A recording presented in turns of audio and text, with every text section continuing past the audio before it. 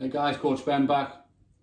Over the last few days, I've been trying to identify really in a storyboard about how my brain understands all of this and breaks down this really complex science. I'm still trying to wrap my head around, but I've been learning all this stuff this year and how I've been utilising it for myself and clients. And there's a massive growing industry out there in test-based nutrition in preventative health. And yesterday I drew a triangle about where the three problems in our society come from.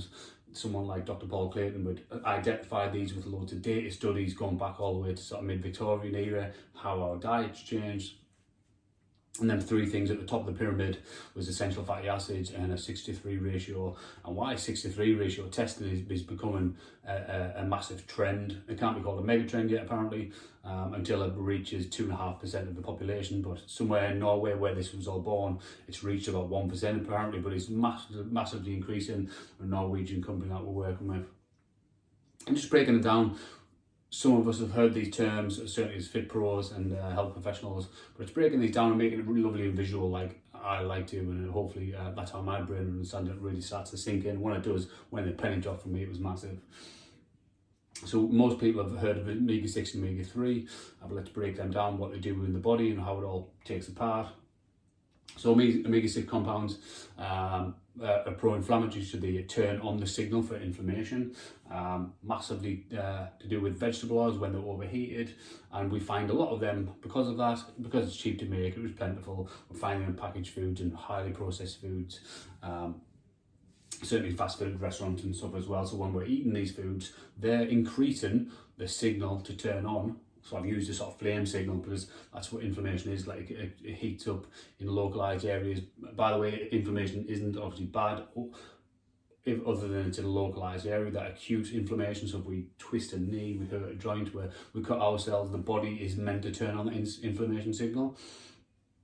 We want to turn that off. Obviously the polar opposite to that then, what turns that off then is our omega-3 compounds, EPA and DHA, which come from fatty fish, or where the fish get it from, algae. And obviously that's why the supplement market was born around 20 years ago, people trying to help out the health of the population. And they're anti-inflammatory compounds, so they're like, that's why I've used a bucket of water to put that flame out. Really helps to turn off that signal, and that's why I believe 6:3 ratios testing is so beneficial and give us an indicator where we are. And following on, for a couple of days ago, I used that sort of sickness to sort of health continuum. And if you put all of that together, then when we have our 6:3 ratio testing, and this is critically important, if you can see this, so our DNA structure at birth is 1:1, so 1 omega-6 to 1 omega-3. So that tells you how important it is, and science recommends, including the World Health Organization, that it should be no more than 3:1. And when it gets past that, then that's where we start to develop risk factors for illness, ailment and disease.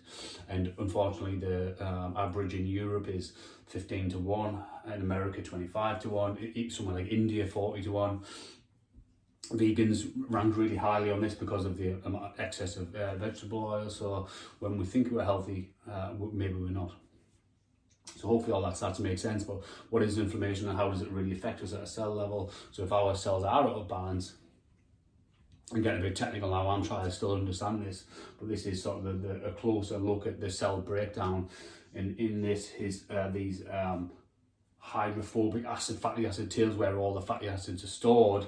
And if our red blood cells are the carriers, and they're carrying these anti-inflammatory compounds all the way around in our body, and they're at a cell level, so they're feeding all the brain, they're feeding the arteries, they're feeding, you know, all the organs and stuff. So if this anti-inflammatory compounds are getting all the way through the blood, you can piece together how important that becomes. And that's why I believe trying to put it into layman's terms and take all the science out of that, I'm still trying to understand, is actually such a useful test. I put the numbers on the board a few days ago, coming up to 1 million tests we've done as a company. Another company has done a few 100,000, but that puts us as an industry leader in 6:3 ratio testing. You can get it somewhere, and you maybe get a single test back with one reading, where when we get our test back we get 6 readings, including sort of cell protection and cell fluidity and stuff. So really interesting tests.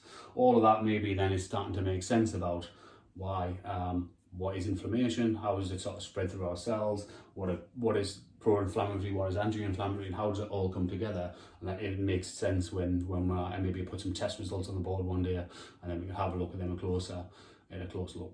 Awesome, guys. I'm trying to break it all down, put it in layman's terms, more than anything, make it visual, because when it hit me when the penny dropped, it was absolutely massive. Cheers for listening. Have a great day.